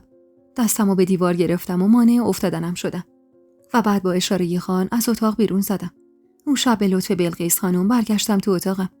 اتاق بدریم شد، اتاق کوچیک دیوار به دیوار اتاق من که بلقیس خانم ازش به عنوان انبار وسیله‌های خودش و دختراش استفاده میکرد. وسیله‌ها رو خالی کرده بودن و بدری ساکن اون اتاق شده بود. از اتاق قبلیش بزرگتر و نورگیرتر بود و تنها بدی که واسه من داشت دیوار به دیوار بودنش با اتاق من بود. بیشتر شبایی که خان با بدری بود صداشون به گوشم میرسید. صدای پرت و پلا گفتنای بدری و کتک خوردناش و ریز ریز گریه کردناش عذابم میداد. گاهی دلم براش میسوخت. دختر بیچاره از شاله در اومده بود و به چاه افتاده بود. اما صبح وقتی روی خندونش رو میدیدم از دلسوزیم پشیمون میشدم. بدری فکر میکرد خان از اوناست. نمیدونم رو چه حسابی این فکر رو میکرد. اما گاهی از روی حرفای بی سر و تهش میفهمیدم که حتی من و فیروزه رو هوای خودش نمیدونه. فکر میکرد تیموری که شبا باهاش سر روی بالش میذاره با تیموری که شوهر من و فیروزه است فرق داره. و حالا دیگه من کاملا مطمئن شده بودم که بدری نقش بازی نمیکنه، بلکه واقعا معلوم الحاله و شیرین عقل. روزها به همین منوال میگذشت و من همچنان آبستن بودنم و از همه مخفی کرده بودم. این بار اما اصلا ویار نداشتم و حالم خیلی بهتر از بارداریای قبل بود. بدری هم انگار سن بارداریش کمی بیشتر از من بود، چون من هنوز شکمم بالا نیومده بود که بدری شکمش بالا اومد و ماجراهای ما شروع شد. یه روز پارچه میبست به شکمش، میگفت اگه نبندم بچم میفته. یه بار میگفت گرمش میشه و پارچه رو باز میکرد و اگه اتفاقی چیزی به شکمش میخورد بلوایی به پا میکرد اون سرش ناپیدا که بچم دردش گرفت و فقط با تشر خان ساکت میشد. غذا خوردنشم که روز به روز بدتر میشد. فیروزه که دیگه اصلا راضی نمیشد باهاش سر یه سفره بشینه و تو اتاق خودش غذا میخورد. بلقیس خانم هم موقع غذا خوردن حتی سرشو بالا نمیگرفت تا به غذا خوردن بدری نگاه کنه. خانم جلوی ما حفظ ظاهر میکرد، اما همین که بدری دستشو تو دهنش میکرد تا دندونا و لثه هاشو تمیز کنه، خان قاشقشو زمین میکوبید و دیگه لب به غذاش نمیزد. تنها کسی که بی توجه به نوع غذا خوردن بدری غذاشو با خیال راحت میخورد فقط من بودم که دیدن این رفتارا چندان واسم عجیب نبود و عین فیروزه هم بددل نبودم. بدری هم اصلا توی این عالم نبود که بدون با این رفتاراش چقدر داره بقیه رو اذیت میکنه. در نهایت وقتی که خان دید این زن درست بشو نیست، از بلقیس خانم خواست غذای بدر رو براش ببرن توی اتاق تا تنهایی بخوره. حدوداً 4 ماه آبستن بودم. اینقدر تو اون مدت فکر و خیال تو سرم بود و با آینده خودم و بچه‌هام فکر کرده بودم که حتی خواب راحتی هم نداشتم و به خاطر همین همیشه رنگ و روم پریده و بیحال بود. طوری که حتی بلقیس خانومم دلش برام میسوخت و میگفت چرا زودتر شهریار رو از شیر نمیگیری. منم از همین بهونه استفاده کردم و دیگه شهریار رو شیر ندادم و دختر یکی از زنایی که تو عمارت کار میکرد که بچه همسن شهریار داشت لطف میکرد و به شهریارم شیر میداد. فیروزه هم هر بار بابت این موضوع حرفارم میکرد که تو حتی به درد شیر دادن به بچه‌تم نمیخوری. منم سکوت میکردم تا تو خیالات خودش بمونه. حتی فکرش رو هم نمی‌کرد که من دوباره آبستن باشم. مخصوصاً که به خاطر بارداری پشت سر هم شکمم کامل جمع نشده بود و کسی متوجه آبستن بودنم نشده بود. سرم به زندگی خودم گرم بود. نه کاری به بدری و دیوونه بازیاش داشتم، نه توجهی به فیروزه و طعنه‌های گاه و بیگاهش. بلقیس خانم هم ازم راضی بود که به قول خودش سازش می‌کردم و چشمی بستم رو ظلمی که به خودم و بچه‌هام میشد. خان اما اونقدر ازم دلچرکین بود که پا تو اتاقم نمیذاشت و در کنارش خیلی کمتر خسرو و شهریار رو میدید و خسرو که خیلی وابسته پدرش بود همیشه بهونه‌ش رو میگرفت و همین باعث کلافگی من میشد. اما من خیلی خوشحال بودم که خان دیگه سمتم نمیاد، چون هیچ دوست نداشتم با چنین مرد هوسرانی سر روی بالش بذارم. یادم اواخر ماه 4 بودم و بدری حدوداً 5 ماهش کامل شده بود. اون روز از صبح از اتاقم بیرون نیومده بودم. دلم بدجور گرفته بود و داشتم به این فکر می‌کردم که نه تو بچگیام بچگی کردم، نه وقتی ازدواج کردم درست زندگی کردم، نه عاشقی کردم، نه جوونی. چشمم به شهریار بود که داشت از سر و کول خسرو بالا میرفت و حواسم به یه بچه‌ای که کم کم داشت تو بدنم جون میگرفت که یه دفعه صدای جیغ بلندی به گوشم رسید. سراسیمه از جا بلند شدم. صدا خیلی نزدیک بود. انگار از اتاق بلقیس خانم یا فیروزه می اومد. وارد ایوون که شدم چشمم به بدری افتاد که با دستای قرمز جلوی در اتاق فیروزه ایستاده بود. تو دستش هم یه وسیله تیز بزرگ بود که هیدر برای گوسفند زمین زدن یا حتی مرغ و خروس از بین بردن ازش استفاده میکرد. و از طرف دیگه صدای جیغای وحشتناک فیروزه می اومد که مدام جیغ میزد و میگفت گم شو برو. فیروزه نیستم اگه تو رو از هستی ساقطت نکنم. بدری هم مدام میگفت من فقط میخواستم کمکت کنم. اونا گفتن اینجوری بچه دار میشی. با این حرفا خیالم راحت شد که اتفاقی واسه کسی نیفتاده و پاتوند کردم به سمت اتاق فیروزه که ببینم چی شده. بدری با دیدنم لب ورچید و گفت من فقط میخواستم کمکش کنم. صدای حقیق گریه فیروزه اما متعجبم کرد. بدری رو کنار زدم و وارد اتاقش شدم و با دیدن مرغ و خروسی که با اون وضع فجیع وسط اتاق افتاده بودن و اون لکه‌های قرمز روی فرش جیغ خفه‌ای کشیدم. فیروزه اما پریشون حال بود و صورتش سرخ و مدام داد و بیداد میکرد. رو به بدری گفتم چی کار کردی؟ اینا رو تو از بین بردی؟ بدری با سادگی تموم و با یه خنده مسخره گفت آره کار منه. فیروزه گفت بچه‌ش نمیشه، من خواستم کمکش کنم. اونا گفتن این قرمزی و مرغ و خروس رو باید بخوره تا بچه‌ش بشه. مرغ و خروسش رو هم خودش باید تمیز کنه و گوشتش رو خیرات کنه. به سختی جلوی خندمو گرفتم. فیروزه با حرص گفت بایدم بخندی. نمیدونی چه بلایی سر من آورده که. تازه خوابم برده بود. یک کاسه از این مایع قرمزو خالی کرده رو صورتم. بدری سرکی کشید و گفت من میخواستم بریزم تو دهنت. فیروزه جیغی کشید و ادامه داد برو گم شو بیرون تا ندادم فلکت کنن. بدری کمی کنار رفت اما بیرون نرفت و دوباره با اصرار گفت بهش بگو اونو بخوره بچه‌ش میشه.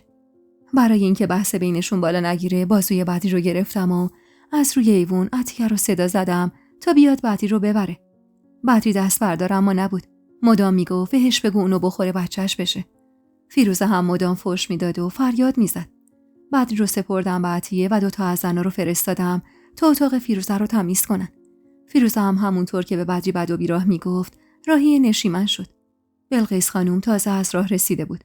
ماجرا رو که فهمید زد زیر خنده. فیروزه که خنده بلقیس خانم رو هم دید جری تر شد و با خشم گفت عروس دیوونتون کم مونده بود منو خفه کنه. میخواست به زور اون زهرماری رو به خورتم بده. بعد شما میخندید. بلقیس خانم جلوی خندش رو به زور گرفت و با ملایمت گفت حالا که طوری نشده فیروزه جان. تو که این زن رو میشناسی. عقل درست درمونی نداره. پس این همه جار و جنجالت واسه چیه؟ فیروزه با حالت قهر رو گرفت از بلقیس خانم.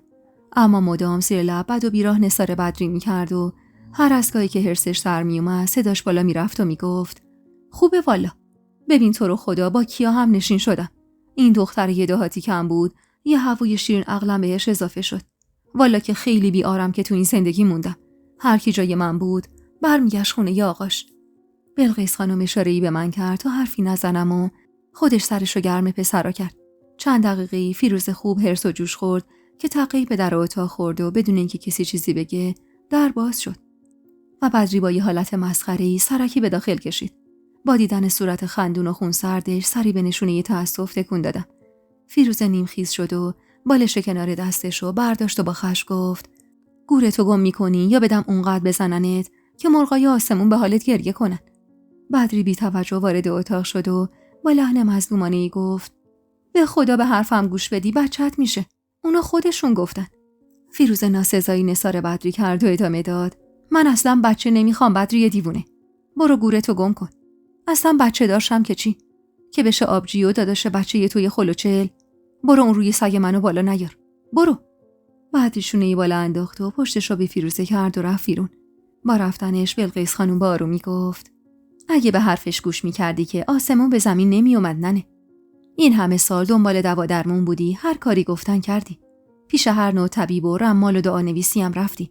کمم خرج نکردی. از شهر گرفته تا هر آبادی که بهت گفتن رفتی. حالا بیا و این بار به حرف این زنم گوش بده. فیروزه با خشم و ناراحتی گفت: به حرف کی؟ به حرف بدری خله مادر جون. اون اگه عقل تو سرش بود حال و روزش بهتر از این بود. حال و روزش مگه چشه ننه؟ زن اربابه و اربابزاده رو تو شکمش داره. هر کسی این سعادت نصیبش نمیشه. فیروزه پوزخندی زد و با آرومی گفت: آره خب، زن خانه سه زنه شدن سعادتی که نصیب هر کسی نمیشه. بعدم بلند شد و با حرص از اتاق بیرون رفت. منم بچه‌ها رو برداشتم و به بهونه خستگی راهی اتاقم شدم. سیر دلم اما درد می‌کرد و حس می‌کردم لباسم خیسه. بچه‌ها رو به عطیه سپردم و خودم رفتم سمت مسترا و با دیدن اون لکه‌های سرخ روی لباسم به سختی جلوی فریاد کشیدنمو گرفتم. تمام بدنم می‌لرزید و فکر از دست دادن بچه‌ای که روز اول نمی‌خواستمش و حالا حسابی وابسته شده بودم داشت دیوونم می‌کرد. به سختی لباسمو پوشیدم و به سمت اتاقم رفتم. عطیه با دیدنم سری از جا بلند شد و گفت: خاک بر سرم. چی شده خانم؟ رنگ به صورت ندارید. مچ دستش رو گرفتم و نالیدم. برو عطیه. برو رقیه خانومو بیار. درد دارم. رو لباسم هم پر از لکه بود. عطیه چنگی به صورتش زد و کمک کرد دراز بکشم. اما درد زیر دلم لحظه به لحظه بیشتر می شد و اصلا نمیفهمیدم چرا یه دفعه به این حال و روز افتاده بودم. حال من که خوب بود. اصلا مشکلی نداشتم. پس چه اتفاقی افتاده بود؟ رفت و برگشت عطیه نیم ساعتی طول کشید. وقتی برگشت بلقیس خانومم همراهش بود.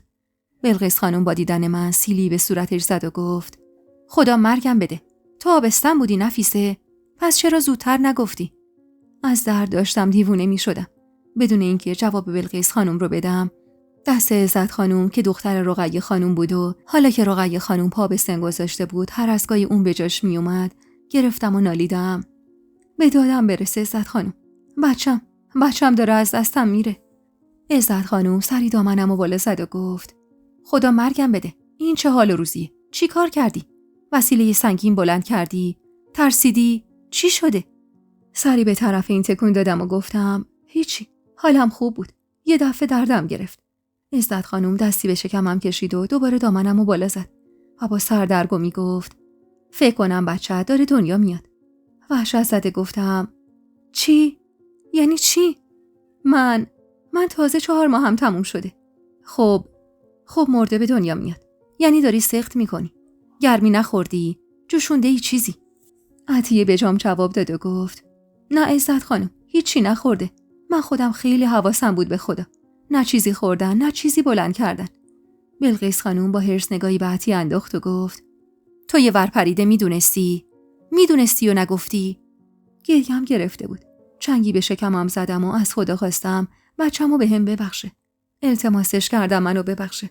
من روزی میخواستم این بچه رو از بین ببرم. اما خیلی زود پشیمون شده بودم.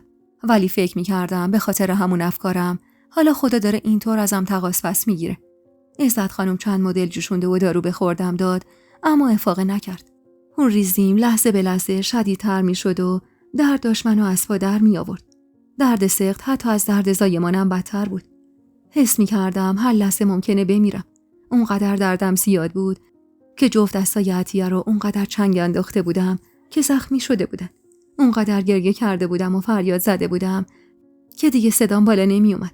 دمدمای صبح بود و نزدیک به 12 ساعت درد کشیده بودم تا بالاخره جسم بیجون بچم سخت شد.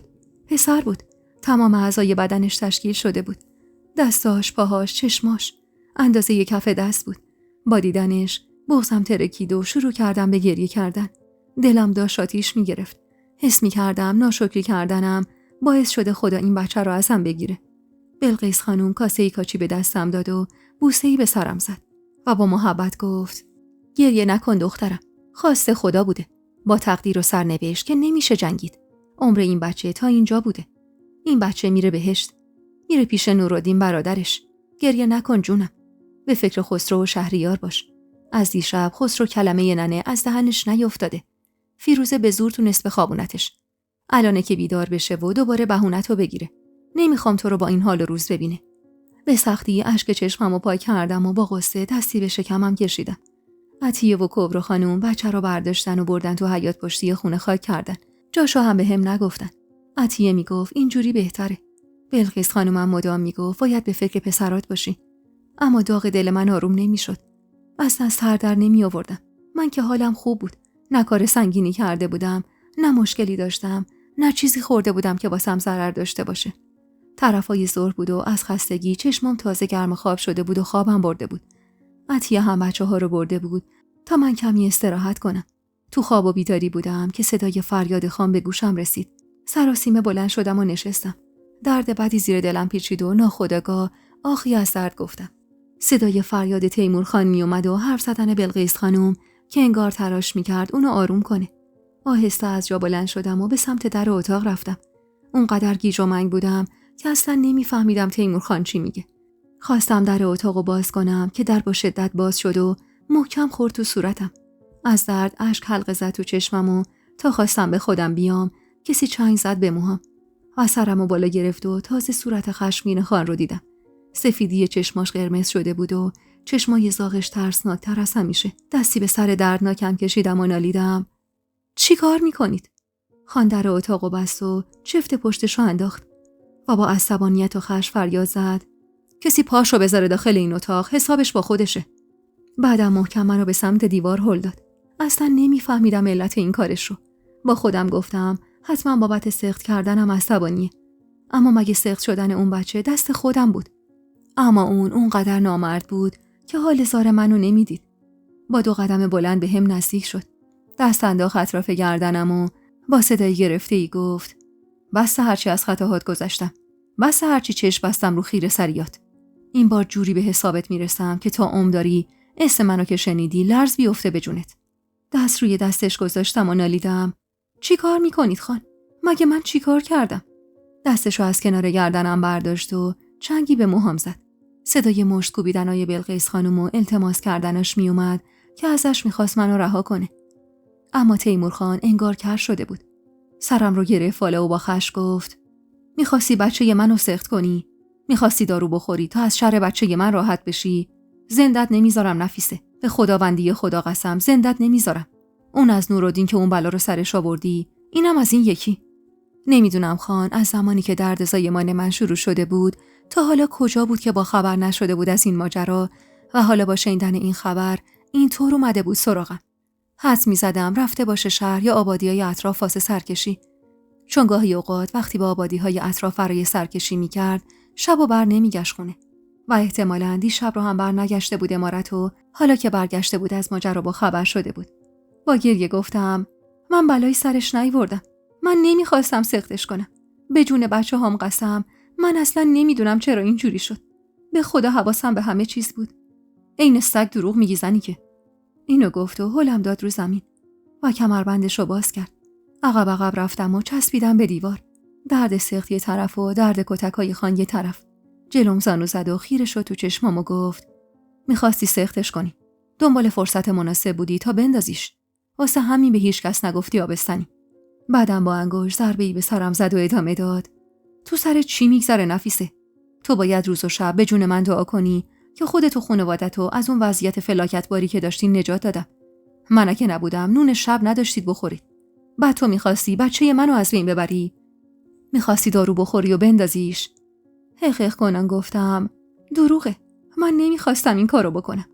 خان پوزخندی زد: دروغه؟ همه دروغ میگن الا تو. ندیمت هم دروغ میگه. اون زنی که عطیه اینو گفته ازش خواستی واسه دارو گیر بیاره تا بچه منو بندازی. اون که دیگه ندیمه خودته. فیروزه نیست که بگی باهات دشمنی داره. یه دلیل واسه من بیار نفیسه. یه دلیل واسه من بیار تا جونتو نگیرم و همینجا چالت نکنم. گفتم اون واسه روزای اولی بود که فهمیده بودم شما بدری رو عقد کردی. خسته بودم. آبستن بودم و دلم محبت شما رو میخواست. وقتی فهمیدم رفتید یه زن خلوچلو عقد کردید، خواستم بچه‌مو بندازم تا بیشتر از این پام بند این زندگی نشه. خطا کردم. اشتباه کردم، اما خیلی زود پشیمون شدم. به خدا قسم، به جون خسرو و شهریارم که میدونید چقدر برام عزیزن قسم، من خیلی زود از تصمیمم منصرف شدم. خیلی زود به عطیه گفتم دیگه دارو نمیخوام. آبستن بودنم هم نگفتم چون کسی توجهی به من نداشت. شما فکر و ذکرتون بدری و بچه‌ای توی شکمش بود. بلقیس خانومم درگیر مشکلات همیشگی امارت. سری قبلم من به کسی نگفتم آبستنم. به خاطر ویارای شدیدم همه فهمیدن. خانم انگار حرفای منو نمیشنید. با وسیله توی دستش ضربه محکمی به هم زد و گفت از کجا معلوم دزدکی دارو نخورده باشی؟ هان؟ جوابی براش نداشتم. وقتی من صادقانه حقیقتو بهش گفته بودم و باور نکرده بود، دیگه باید چیکار میکردم؟ با این وجود گفتم خب من که دارو سر خود نمیتونم مصرف کنم. باید از قابله‌ای کسی میگرفتم. برید از قابله بپرسید. به خدا که من هیچ دارویی نخوردم. خانم عصبانی تر از قبل گفت واسه انداختن بچه نیاز به قابله نیست. هر زنی خودش بلده چه غلطی بکنه تا بچه‌شو بندازه. و بعدم انگار جری‌تر شد و ضرباتش رو شدیدتر کرد. داشتم جون میدادم. قساوت خان داشت منو به مرز جنون میرسون. تو خودم جمع شده بودم و از درد حقیق میکردم. صدای گریه و التماس بلقیس خانم اما لحظه‌ای قطع نمیشد.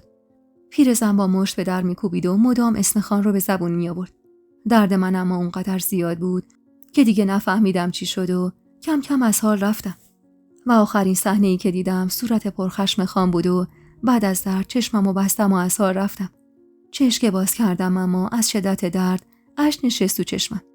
آخی گفتم و کمی نیمخیز شدم تا ببینم کجام. عطیه سراسیمه به هم نزدیک شد.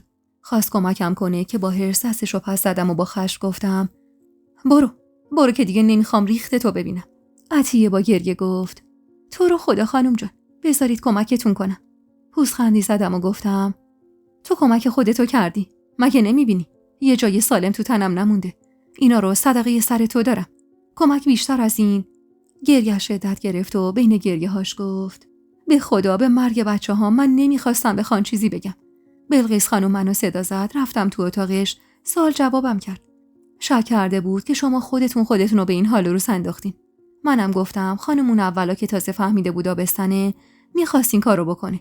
اما خیلی زود پشیمون شد. از شانس بد من اما تیمور خان پشت در بود و صدامو شنیده بود. به جون بچه ها من بد شما رو نمیخواستم. رو گرفتم ازش و با صدای گرفته‌ای گفتم برو بیرون. نمیخوام ریخت تو ببینم. برو بچه هامو برام بیار. عطیه کمی دست کرد و گفت بچه ها یعنی خان. خب چطوری بگم خانم جان؟ خان گفتن بچه ها رو حق ندارید ببینید. جفتشون رو با خودشون بردن خونه خواهرشون. بلقیس خانم هم هر کاری کرد حریفشون نشد. گفت بچه ها بمونن خونه ثریا خانم تا تکلیف شما رو روشن کنن. با وجود درد شدیدی که داشتم پتو رو دور خودم پیچیدم و پشتم و به عطیه کردم و گفتم برو بیرون عطیه. نمیخوام کسی رو ببینم. خصوصا تو رو. صدای بسته شدن در اتاق که به گوشم رسید شروع کردم به گریه کردن. دلم داشت میترکید. از دست دادن بچم کم بود. باید درد دوری از خسرو و شهریار رو هم میکشیدم. پس کی قرار بود من توی زندگیم رنگ آرامش رو ببینم؟ کی قرار بود زجر و بدبختی من تموم بشه؟ ای کاش هیچ وقت پام به این عمارت هزار نیرنگ باز نشده بود. هیچ وقت. ای کاش روزی که داشتم وارد این عمارت میشدم تو مسیر اومدنم میمردم و هرگز پام به این عمارت باز نمیشد.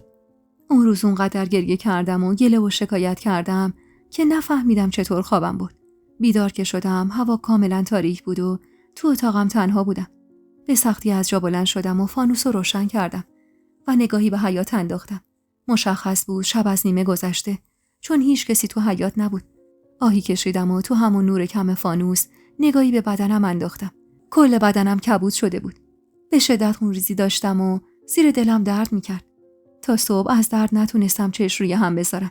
گریه میکردم و از خدا مرگم رو میخواستم تا خلاص شم از این زندگی نکبتبار جهنمی. با صدای تقیی که به در خورد از جا بلند شدم و نشستم. در باز شد و بلقیس خانم با صورتی گرفته وارد اتاق شد.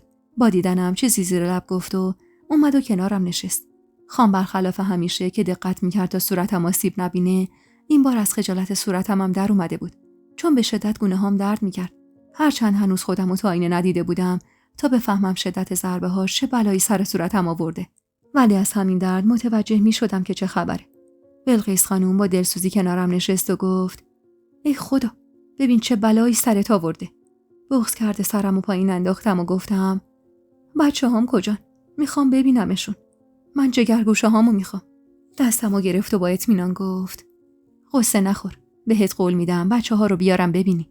نگاه به هارت و پورت تیمورم نکن. به خدا خودشم پشیمونه. اون لحظه عصبانی بود. کل حرفای من و عطیه رو نشنیده بود و قضاوتت کرده بود. هرچی هم خواستم براش توضیح بدم، حریفش نشدم. تیمور رو که میشناسی. زود جوش میاره، زودم آروم میشه. من باهاش حرف میزنم، بهت قول میدم امشب بچه‌ها تو بغل خودت بخوابن. از روی تو هم شرمندم. ببخش که پسرم این بلا رو سرت آورده. آهی کشیدم و گفتم: این زندگی واسه من دیگه زندگی نمیشه مادر جون. وضعیت منو ببینید.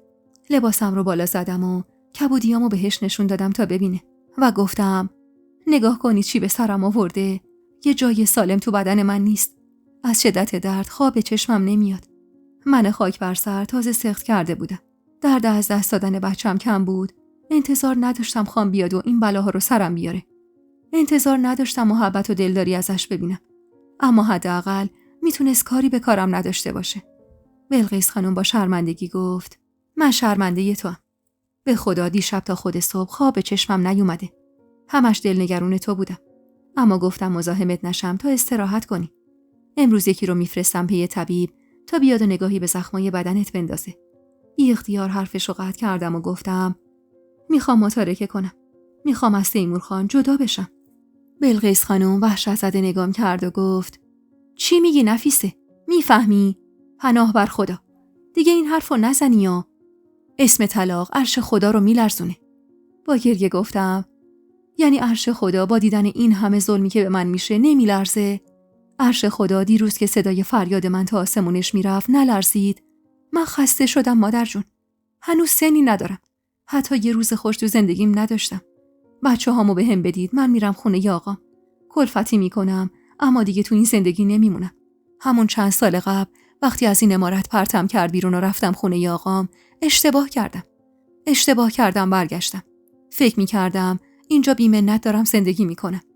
اما به خداوندی خدا قسم، کلفتی کردم واسه خواهر و برادرام و لله شدم واسه بچه‌هاشون و اون یه تیکه نون خشکی که با 1000 منت جلوم میذاشتن بهتر از این حقارتی بود که اینجا دارم میکشم. بس دیگه تحمل ندارم. مگه صبر یه آدم چقدره؟ پیمونه یه صبر منم لبریز شده. بلقیس خانم اخ می‌کرد و گفت: بچه‌ای نفیسه، بچه‌ای و نادون. اونقدر بچه‌ای که نمیدونی اگه اسم متارکه رو بیاری دیگه تا آخر عمر نمیتونی بچه‌هاتو ببینی. شوهر تو یه آدم عادی نیست نفیسه. خانه چند آبادیه. فکر کردی میذاره تو راحت زندگی کنی؟ فکر کردی متارکه کنی زندگی روی خوشش رو بهت نشون میده؟ نه جونم. سختیای زندگی هر بار به یه شکلی خودش رو نشون میده. متارکه که کنی میشی یه زن مطلقه که تو هیچ خونه‌ای جا نداری. حتی خونه ی آقات. همین 4 قد روی سرت میشه دشمنت. تو وضع زندگی خواهر شوهرت رو میدونی چند ساله با شوهرش مشکل داره. میدونی چند بار تا مرز جدایی رفته و من اجازه ندادم جدا بشه. چون میدونم وقتی جدا بشه وضعش بدتر از اینی که هست میشه. تازه اون خواهر خانه و به خاطر قدرت و نفوذ تیمور خان میتونه بچه‌هاشو پیش خودش نگه داره. قصه آب و نون بچه‌هاش رو هم نداره. اما تو چی؟ فکر کردی تیمور میذاره اون وقت انگشتت به بچه‌ها برسه؟ سر عقل بیا. زندگی بچه بازی نیست که با هر بالا و پایینش بخوای ترکش کنی. حواستو خوب جمع کن. اگه اسم یا حرفی از جدایی به گوش تیمور برسه، باید فاتحه این زندگی رو بخونی. از من گفتن. اینو گفت و با دلخوری از اتاق بیرون رفت. هرچند اون حرفی اختیار از دهنم در اومده بود، اما در واقع چیزی بود که مدت‌ها بود بهش فکر می‌کردم. شایدم بچه بودم و به قول بلقیس خانوم با خودم فکر می‌کردم جدا میشم، میرم زمینایی که خان به نامم کرده رو میفروشم و یه خونه میگیرم و با پسرام زندگی میکنم. خودم هم کار میکنم و خرجمون رو در میارم. اما به این فکر نکرده بودم که خان محال بچه‌ها رو بهم بده. اون روز و همینطور شبش هیچ خبری از بچه‌هام نشد. دلم داشت از غصه میترکید. حتی قدرت اینو نداشتم که از اتاقم برم بیرون و سراغی از بچه‌هام بگیرم. غذام رو هم عطیه برام آورد، اما اونقدر ازش دلگیر بودم که حتی کلمه‌ای باهاش حرف نزدم. یکی دو بارم با کمک یکی از خدمه به غیر از عطیه به مستراح رفتم و برگشتم. اما به چه سختی. اونقدر مایع قرمزی که از بدنم خارج میشد زیاد بود که ترس برم داشته بود بلایی سرم بیاد. مخصوصاً که درد زیر شکمم لحظه به لحظه شدیدتر میشد و اصلا آروم نمیگرفت. و در نهایت دردم اونقدر شدید شد که دادم در اومد و بلقیس خانم کسی رو فرستاد به یه طبیب که اومد بالای سرم با دیدنم چشماش گرد شد و با تعجب گفت: کی این بلا رو سرتون آورده خانم؟ بلقیس خانم چشم و ابروی اومد که یعنی حفظ ظاهر کن. منم که دیگه حال حوصله درگیری بیشتر رو نداشتم گفتم: از فله ها افتادم. تازه سخت کرده بودم، جلوی چشمام سیاهی رفت و افتادم. الانم خیلی شکمم درد میکنه. یعنی طوریه که اصلا نمیتونم دردشو تحمل کنم.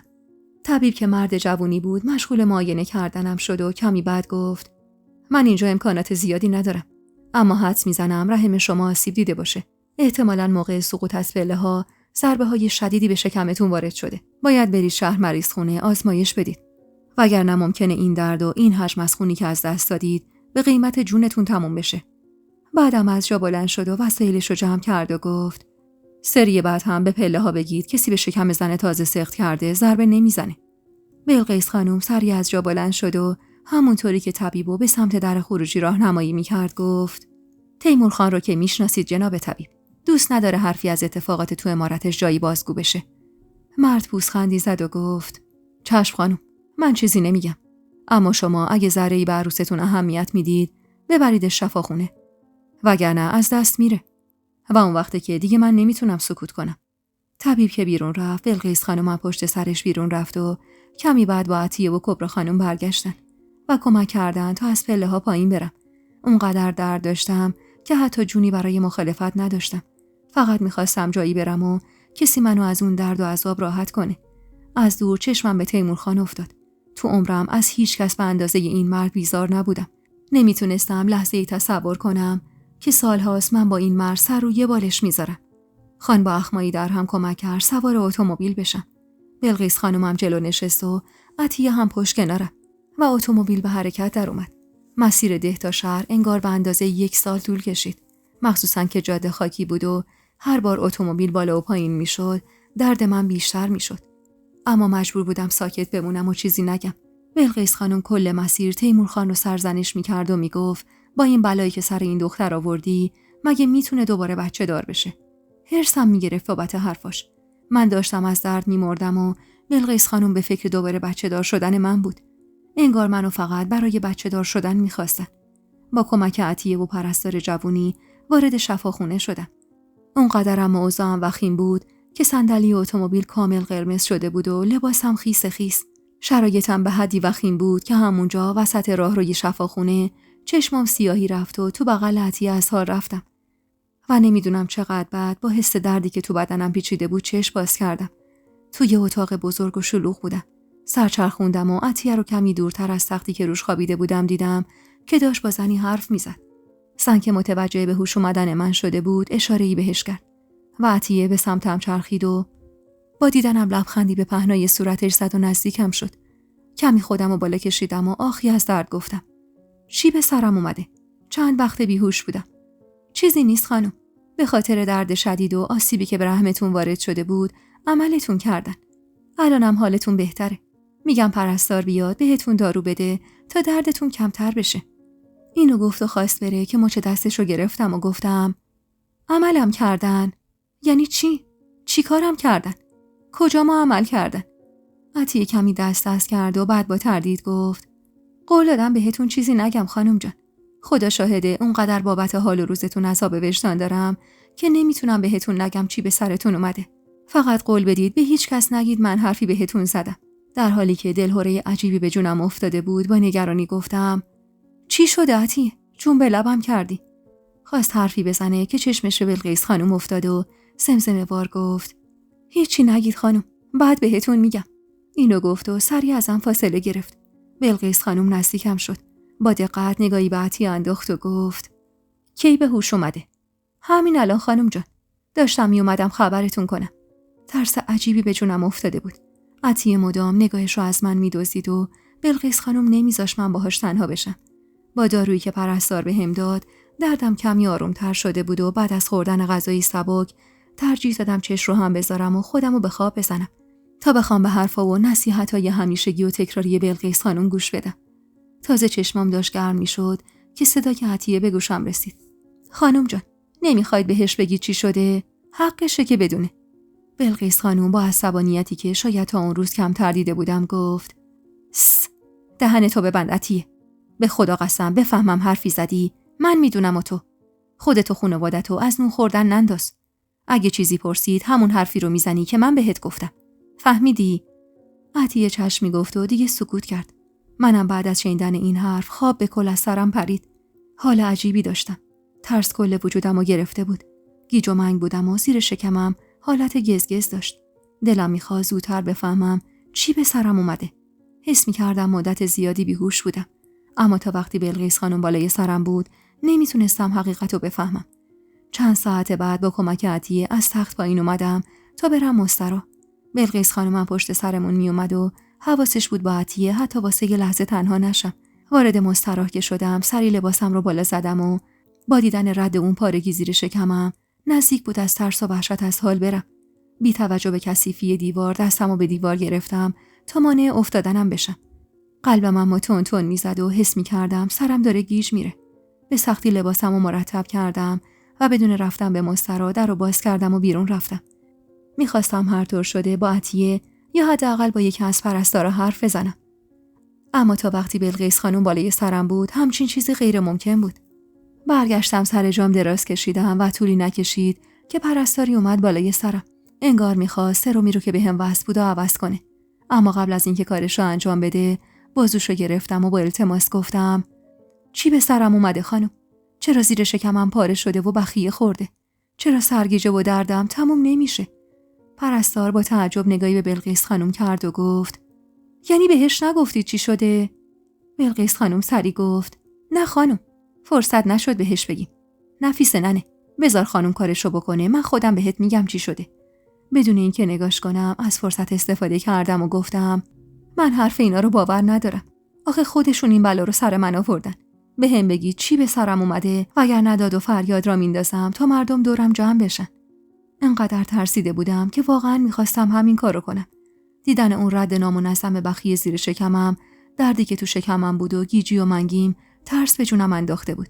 همینطور حرفایی که بین عطیه و بلقیس خانم رد و بدل شده بود.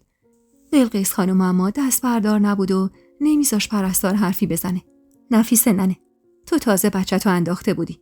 قسمتی از بدن بچه تو شکمت مونده بود. مجبور شدن عملت کنم بچه رو بیارم بیرون. خیره شدم به پرستار که با بهت داشت به بلقیس خانم نگاه میکرد. شک ندارم که داشت دروغ میگفت. پرستار کمی خودشو جمع و جور کرد و گفت: مادرتون راست میگه. چیز خاصی نیست. خیلی زود خوب میشید. با بغض دستشو رها کردم و اشک نشست روی گونم. معلوم نبود چی به سرم آورده بودن که تلاش میکردن ازم مخفی کنن. اون شب یکی از بدترین شبای عمرم بود. درد توی لگن و کمرم با هیچ مسکنی آروم نمیگرفت. کل شبا از درد نتونستم چش روی هم بذارم و مدام تو دلم با عصبانیش و نفرین میکردم. 2 روز تو شفاخونه موندم و عجیب بودم و بلقیس خانم حتی با وجود خستگی بازم راضی نمیشد منو با عطیه تنها بذاره. تمام مدت بالای سرم بود و با دلسوزی که از نظرم کاملا ساختگی بود سعی میکرد آرومم کنه. دردم من فقط با مسکنای قوی کمی آروم میشد. اما درد ندونستن حقیقت از درد تنم بیشتر بود. همش میترسیدم بلایی سرم اومده باشه و آسیب جدی دیده باشم. جوری که فهمیده بودم یه روز تموم بیهوش بودم و تحت عمل جراحی قرار گرفته بودم. دل دردام اما تمومی نداشت. بی اشتها و بی خواب شده بودم و با کوچکترین دردی اشکم در می اومد. بعد از 2 روز از شفاخونه مرخص شدم. موقع ترخیص وقتی بلقیس خانم داشت وسایلمو جمع می کرد از فرصت استفاده کردم و به بهونه صدا زدن عطیه که رفته بود تو راه رو تا وسایلی که تو یخچال بود رو برداره از اتاق بیرون زدم. بی توجه به عطیه به سمت 2 پرستار جوونی که اونجا ایستاده بودن رفتم و گفتم: من میخوام با طبیبی که عملم کرده حرف بزنم. که یهو صدای بلقیس خانم که داشت اسممو صدا میزد به گوشم رسید. بی توجه بهش با اصرار گفتم: میخوام با طبیبی که عملم کرده حرف بزنم. تا باهاش حرف نزنم جایی نمیرم. بلقیس خانم نزدیک شد و بازومو گرفت. بیا بریم ننه. تو هنوز خوب نشدی. نباید زیاد سر پا بایسی. دستمو از دستش کشیدم و با حرص گفتم آسمون به زمین بیاد، من از اینجا جم نمیخورم. تا با طبیبم حرف نزنم جایی نمیرم. پرستار جوون که اصرارمو دید گفت طبیب نیومده خانم، ممکنه اصلا امروز نیاد. با سماجت روی صندلی راهرو نشستم و گفتم پس تا نیاد اینجا میمونم. من تا باهاش حرف نزنم هیچ جا نمیرم. اصلا میرم شکایت میکنم. از تک تکتون شکایت میکنم. معلوم نیست چه بلایی سرم آوردید. تا طبیبمو نبینم از اینجا نمیرم. وساطت بلقیس خانم عطیه و دلداریای پرستاری که اصرار داشت بهم بفهمونه مشکلی ندارمم راه به جایی نبرد. اونقدر سماجت کردم که بالاخره یکی از پرستارا راضی شد طبیب رو خبر کنه. با وجود مخالفت بلقیس خانم همراه پرستار به سمت اتاق طبیب رفتم. میدونستم پامو از این شفاخونه بیرون بذارم دیگه محال حقیقت رو بفهمم. پرستار ضربه‌ای به در اتاق زد و در رو باز کرد و اشاره کرد تا داخل برم. وارد اتاق که شدم اونقدر سرگیجه و ضعف داشتم که بی تعارف روی اولین صندلی نشستم. طبیب که سن زیادی هم نداشت عینکش رو گوشه میز گذاشت و گفت بفرمایید خانم، من در خدمتم. به سختی لب باز کردم و گفتم میخوام بدونم چی به سرم اومده. چرا شکمم بخیه شده؟ چرا دردم تمومی نداره؟ مادرتون بهتون نگفتن؟ به تندی گفتم اون زن مادر من نیست، مادر شوهرمه. طبیب ابروی بالا انداخت و گفت والا من همه چیزو برای خانوادتون توضیح دادم. حرفشو قطع کردم و گفتم اما اونا از من مخفی کردن. نه تنها اونا بلکه پرستارها رو هم ساکت کردن. من باید بفهمم چه مشکلی دارم. چرا عملم کردید؟ چرا شکمم پاره شده؟ من بچه‌مو انداختم. خودم بچه‌م رو دیدم. کل بدنش خارج شده بود. اون وقت چطور میگی تیکه‌ای از بدنش تو شکمم مونده؟ طبیب بعد از مکسی کوتاه گفت دوستای عزیز و مهربونم، یک دنیا ممنونم که تا پایان این قسمت همراه هم بودید و خوشحال میشم اگه نظراتتون رو در مورد این قسمت توی کامنت ها با ما به اشتراک بذارید.